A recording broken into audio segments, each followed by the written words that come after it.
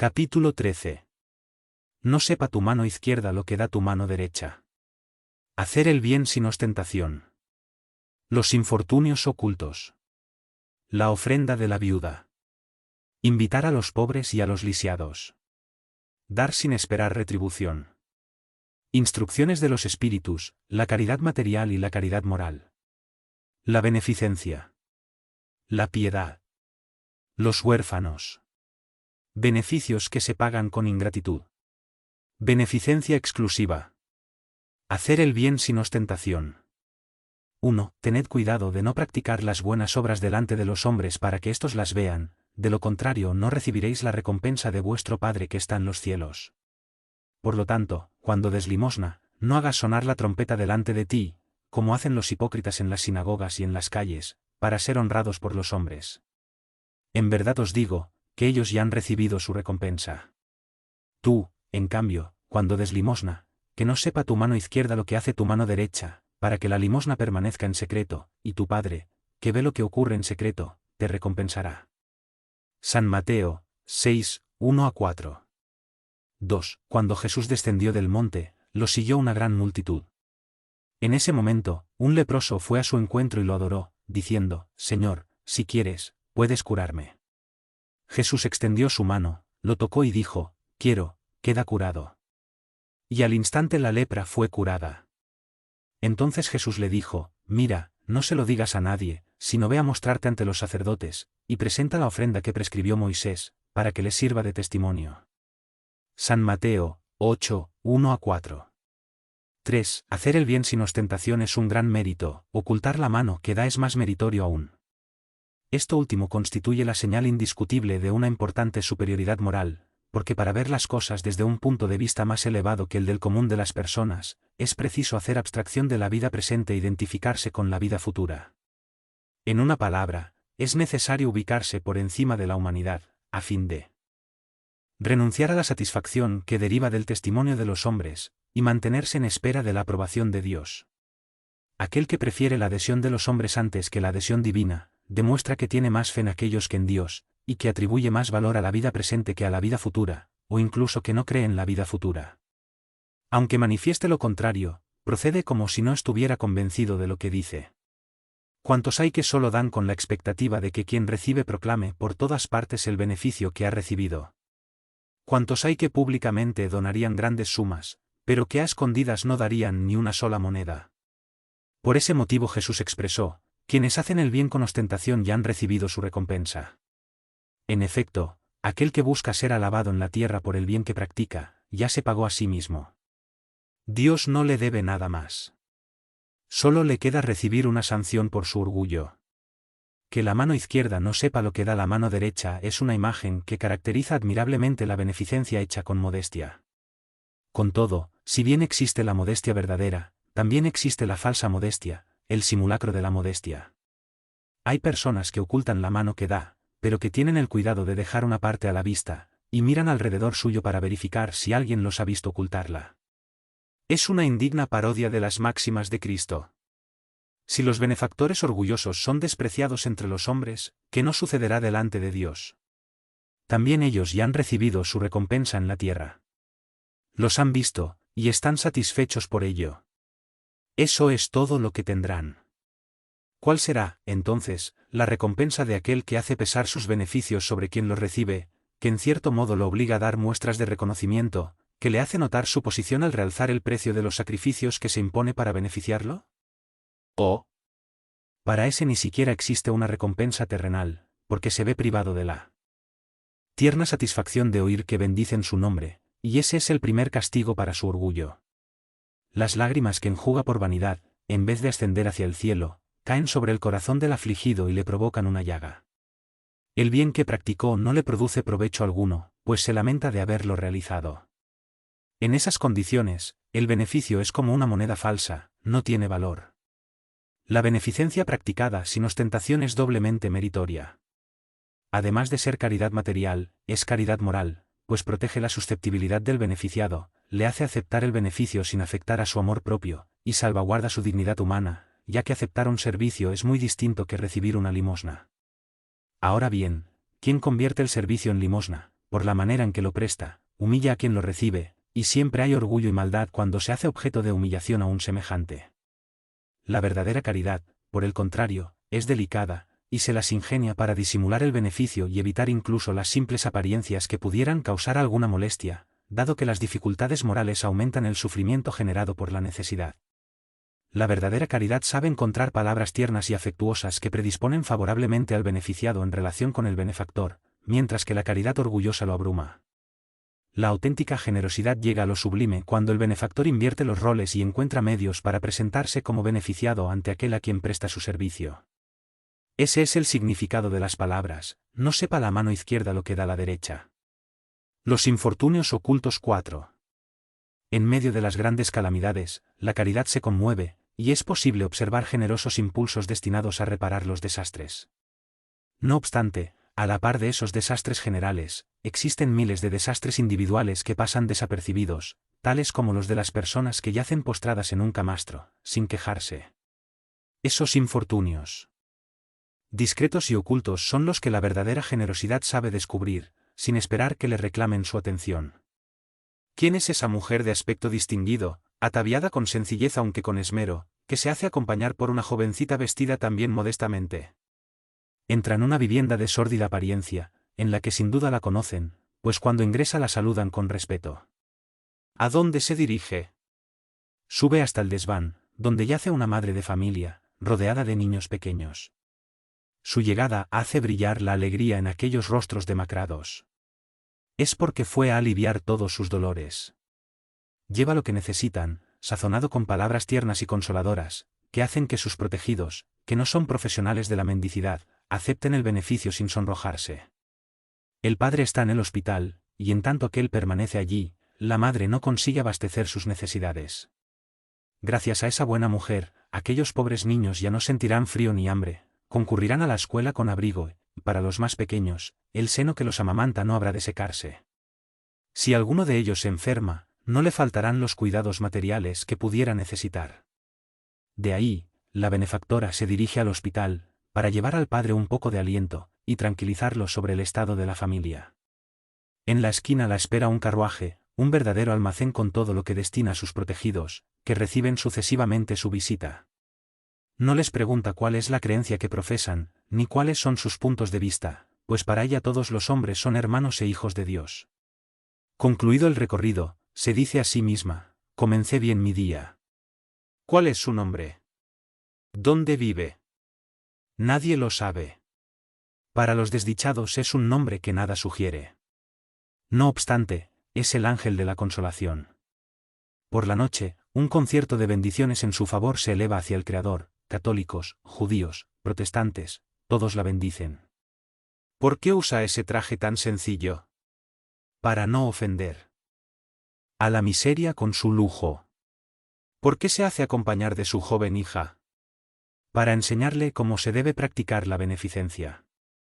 También su hija quiere hacer la caridad, pero ella le dice: ¿qué puedes dar, hija mía, si no tienes nada que te pertenezca? Si yo pusiera alguna cosa en tus manos para que la des a otros, ¿cuál será tu mérito? En realidad, ¿seré yo quien haga la caridad? ¿Qué merecimiento tendrías por eso? No es lo justo. Cuando visitamos a los enfermos tú me ayudas a atenderlos. Ahora bien, dispensar cuidados ya es dar algo, ¿consideras que no es suficiente? Nada hay más sencillo: aprende a realizar tareas manuales, y confeccionarás prendas de vestir para esos niños. De esa manera darás algo que provendrá de ti misma. Así, aquella madre auténticamente cristiana forma a su hija en la práctica de las virtudes que Cristo enseñó. ¿Es espírita? ¿Qué importancia tiene eso? En su ambiente, es una mujer mundana, porque su posición lo requiere. No obstante, allí ignoran lo que hace, porque ella no busca otra aprobación que no sea la de Dios y la de su propia conciencia. En cierta ocasión, una circunstancia fortuita conduce a su casa a una de sus protegidas, que vendía manualidades. Cuando ésta la ve, reconoce a su benefactora, y la señora le ordena: guarda silencio. No se lo digas a nadie. Del mismo modo se expresaba Jesús. La ofrenda de la viuda. 5. Estaba Jesús sentado delante del arca de las ofrendas, y observaba cómo el pueblo echaba allí su dinero, cuando notó que muchas personas acaudaladas lo depositaban en abundancia. En eso llegó también una viuda pobre, que echó apenas 2 pequeñas monedas, que valían 10 centavos cada una. Entonces, Jesús llamó a sus discípulos y les dijo: en verdad os digo, que esta viuda pobre ha dado mucho más que todos los que pusieron previamente sus dádivas en el arca. Porque todos los demás dieron de lo que les sobra, mientras que ella dio de lo que le es necesario, incluso dio todo lo que tenía, todo lo que le quedaba para vivir. San Marcos, 12 y 41 a 44, San Lucas, 21, 1 a 4. 6. Muchos se lamentan de que no pueden hacer todo el bien que quisieran, porque carecen de recursos suficientes, y si desean poseer riquezas, alegan que es para hacer un buen uso de ellas. La intención es loable, y sin duda, puede llegar a ser sincera en algunas personas. No obstante, ¿será absolutamente desinteresada en todos los casos?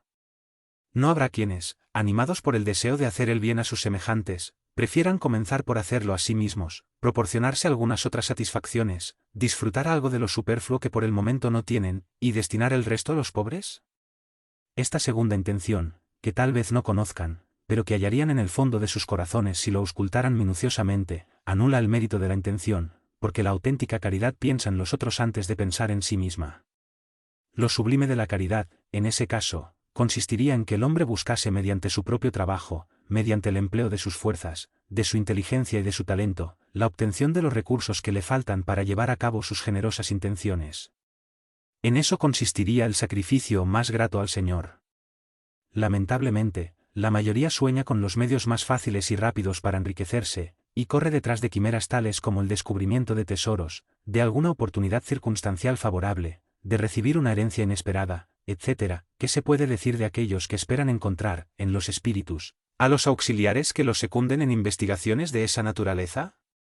Por cierto, no conocen ni comprenden el objetivo sagrado del espiritismo, y menos aún la misión de los espíritus, que cuentan con el permiso de Dios para comunicarse con los hombres. Las decepciones constituyen, pues, su castigo. Véase el libro de los médiums, párrafo 294 y 295. Aquellos cuyas intenciones están exentas de todo interés personal deben consolarse ante la imposibilidad en que se encuentran de hacer todo el bien que quisieran, y tener presente que el óbolo del pobre, que al dar se priva de lo necesario, pesa más en la balanza de Dios que el oro del rico, que da sin privarse de nada.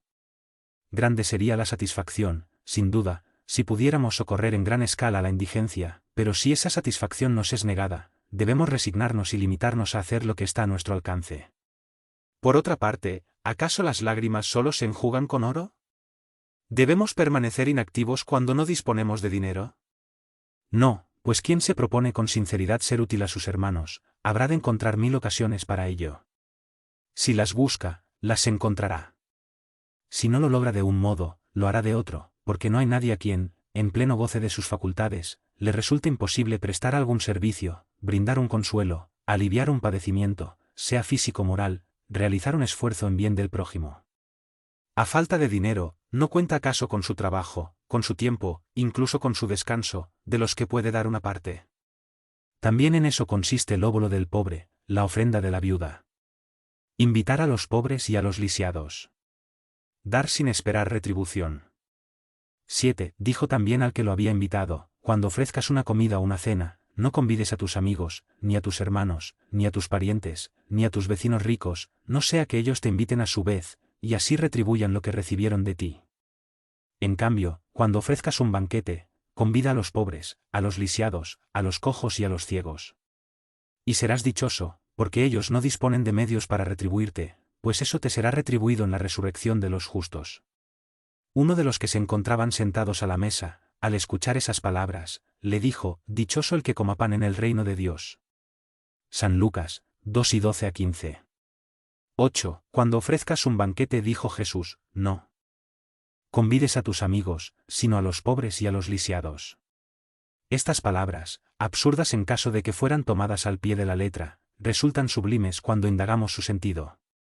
No es posible que Jesús haya querido decir que, en lugar de a los amigos, debemos reunir alrededor de nuestra mesa a los mendigos de la calle. Su lenguaje era muy a menudo figurado, y para los hombres incapaces de captar los delicados matices del pensamiento, necesitaba recurrir a imágenes fuertes, que produjeran el efecto de un color intenso. El fondo de ese pensamiento se revela en estas palabras, y serás dichoso, porque ellos no disponen de medios para retribuirte, lo cual quiere decir que no debemos hacer el bien teniendo en cuenta una retribución, sino tan solo por el placer de practicarlo.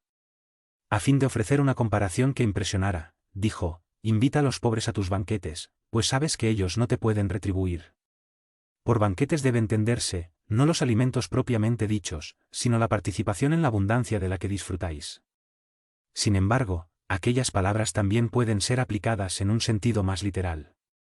¿Cuántos hay que solo comparten su mesa con los que, como ellos mismos dicen, están en condiciones de honrarla o de invitarlos a su vez? Otros, por el contrario, hallan satisfacción en recibir a aquellos de sus parientes y amigos que son menos afortunados. Ahora bien, ¿quién no los tiene entre los suyos? De ese modo, les hacen un gran servicio sin que lo noten.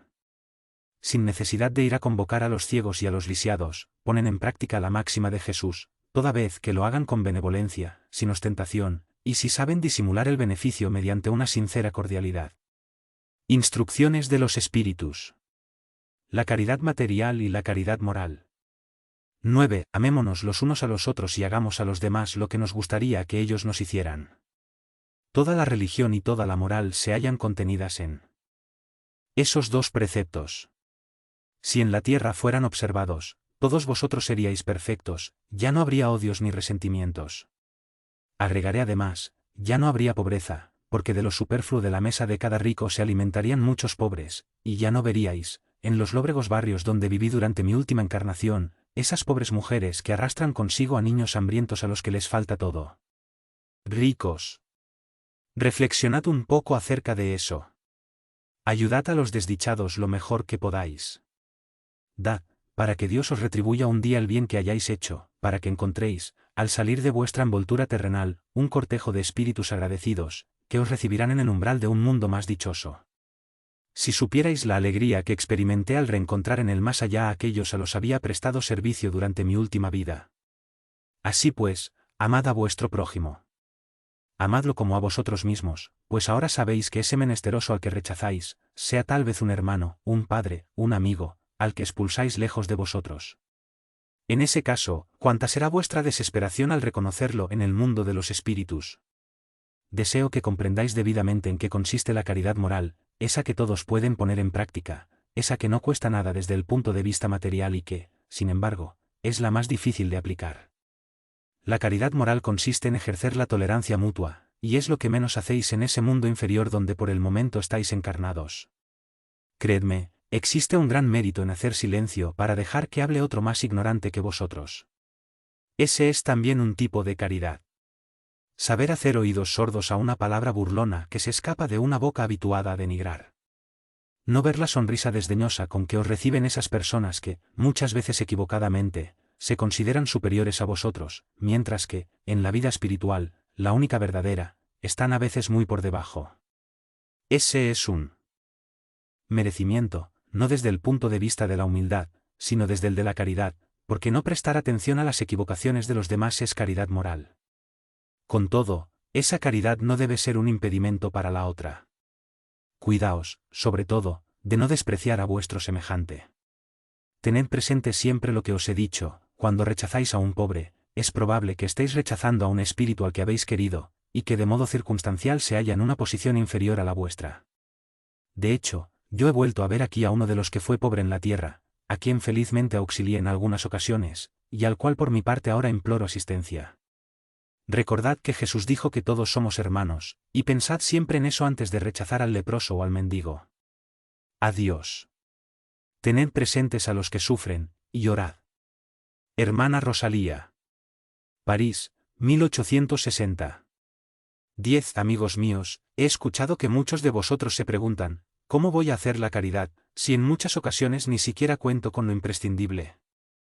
La caridad, amigos míos, se hace de muchas maneras. Podéis realizarla mediante los pensamientos, las palabras y las acciones. Mediante los pensamientos, con la oración a favor de los pobres desprotegidos, que han muerto sin haber visto la luz. Una plegaria hecha de corazón los alivia. Mediante las palabras, con los buenos consejos que dais a vuestros compañeros de todos los días. Decid a los hombres a quienes la desesperación y las privaciones les han agriado el carácter, y que blasfeman del nombre del Altísimo, yo era como vosotros. Sufría, era desdichado, pero creí en el espiritismo, y, miradme, ahora soy feliz. A los ancianos que os manifiesten, es inútil, llegué al final de mi jornada, moriré como he vivido, recomendadles, para la justicia de Dios todos somos iguales, pensad en los trabajadores de la última hora. A los niños, pervertidos por las malas compañías, que andan por las calles predispuestos a sucumbir ante las tentaciones, advertidles, Dios os mira, queridos pequeños, y no temáis repetirles con frecuencia esas tiernas palabras, que acabarán por germinar en sus jóvenes inteligencias. Así, en vez de niños vagabundos haréis de ellos hombres. Eso también es caridad. Muchos de vosotros alegan también, va. En la tierra somos tantos que Dios no puede vernos a todos. Escuchad bien esto, amigos míos, cuando os halláis en la cumbre de una montaña, ¿no abarca acaso vuestra mirada los millares de granos de arena que la cubren? Pues bien, Dios os ve del mismo modo. Él os permite emplear vuestro libre albedrío, de la misma manera que vosotros dejáis que esos granos de arena se muevan arrastrados por el viento que los dispersa. Con la diferencia de que Dios, en su infinita misericordia, ha depositado en el fondo de vuestro corazón un centinela alerta, que se denomina conciencia. Escuchadla, os dará únicamente buenos consejos. En aquellas ocasiones en que conseguís debilitarla, porque le oponéis una intención maligna, ella permanece en silencio. No obstante, tened la convicción de que esa pobre, que fue acallada con desprecio, se hará oír tan pronto como la dejéis percibir un vestigio de remordimiento. Escuchadla, interrogadla, y con frecuencia hallaréis consuelo en el consejo que de ella recibiréis. Amigos míos, a cada nuevo regimiento el general entrega un estandarte. Yo os doy como divisa esta máxima de Cristo, amaos los unos a los otros. Poned en práctica esa máxima, congregaos todos en torno a esa bandera, y alcanzaréis la felicidad y el consuelo. Un espíritu protector. Lyon, 1860. La beneficencia 11. La beneficencia, amigos míos, os dará en ese mundo los más puros y sutiles goces, los goces del corazón, que no son perturbados por el remordimiento ni por la indiferencia. Oh, si pudierais comprender cuánto de grande y placentero encierra la generosidad de las almas bellas, ese sentimiento que hace que miréis a los demás. Del mismo modo que os miráis a vosotros mismos, para quitaros con júbilo el abrigo y dárselo a vuestro hermano. Podríais tener, amigos míos, como única y grata ocupación, la de hacer felices a los demás. ¿Qué fiestas mundanas podríais comparar con esos alegres festejos en los que, como representantes de la divinidad, sois portadores de felicidad para esas humildes familias, que de la vida apenas conocen las vicisitudes y las amarguras? Festejos en los que veis semblantes mortificados que de pronto irradian esperanza, porque, como no tenían pan, esos desdichados escuchaban a sus hijitos que, ignorantes de que vivir es sufrir, gritaban insistentemente, en medio del llanto, estas palabras que se clavaban en los corazones maternos como un agudo puñal: tengo hambre, oh. Comprended qué placenteras son las impresiones de aquel que ve renacer la alegría donde hasta unos momentos antes solo había desesperación. Comprended cuáles son las obligaciones que tenéis para con vuestros hermanos. Id al encuentro del infortunio. Id sobre todo a socorrer las miserias ocultas, que son las más dolorosas. Id, mis bienamados, y recordad estas palabras del Salvador: cuando vestís a uno de estos pequeñitos, tened presente que es a mí a quien vestís.